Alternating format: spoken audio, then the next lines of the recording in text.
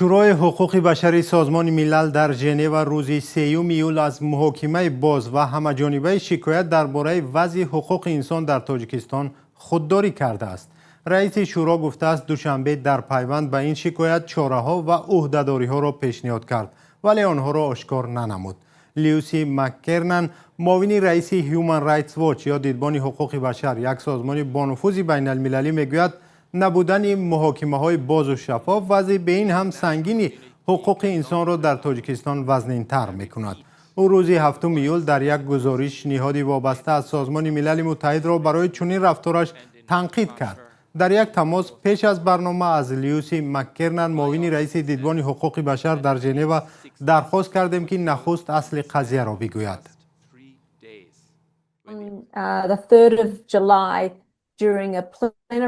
پرزیدنت روز 3 ایول در جلسه شورای حقوق بشر سازمان ملل در ژنو گفت شکایتی که نسبت به تاجیکستان آمده است با قرار اعضای شورا از بررسی بیرون کرده می شود. در عین زمان ما درباره محتوای شکایت معلومات نگرفتیم. از جمله نفهمیدیم که گپ درباره کدام جبر دیده ها می رود و شورا به این شکایت چی واکنش کرده است. این معلومات مخفی است. قرار بود که در رابطه با این شکایت 3 جلسه برپا شود. از معلومات ثبت شده می توان خلاصه کرد که شکایت چندین سال، حداقل 1 سال باز منتظر بررسی بود.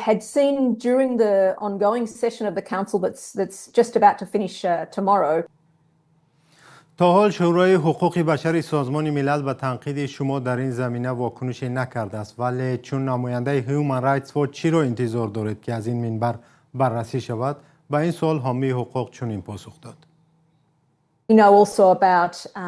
ما می‌دانیم که در رابطه با تاجیکستان باید چند مسئله مورد محاکمه باز قرار داشته باشد.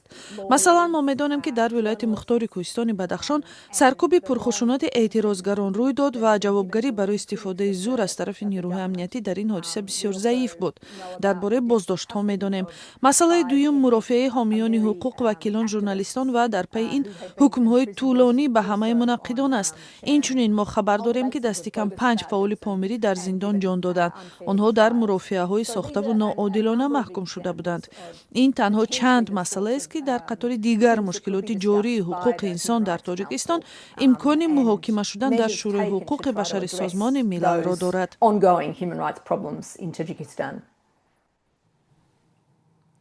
شورای حقوق بشر سازمان ملل یک نهاد بلندپایه بین المللی است که بیشتر بحث‌های وابسته به پایمال حقوق شخصانی علیه کمشماران یا اقلیت‌ها و گروه‌های سازمان‌های دیگر را بررسی می‌کند. حقوق آنهایی که از جانب حکومت و دولت‌ها نقض شده است. خلاصه این نهاد هرچند خصوصیت مشورتی دارد، باعث به آبروریزی کشوری پایمال کننده حقوق انسان می‌شود. حکومت تاجیکستان بس از حادثه های سالهای 2021-2022 در ولایت مختار کوهستان بدخشان با سرکوب پرخشونت اعتراضها که باعث به مرگ 10 نفر و حبس صدها تن گردید زیاد تنقید میکنند و از ساختارهای سازمان ملل متحد هم طلب میکنند که در برخورد از موقع قوی‌تر کار بگیرند.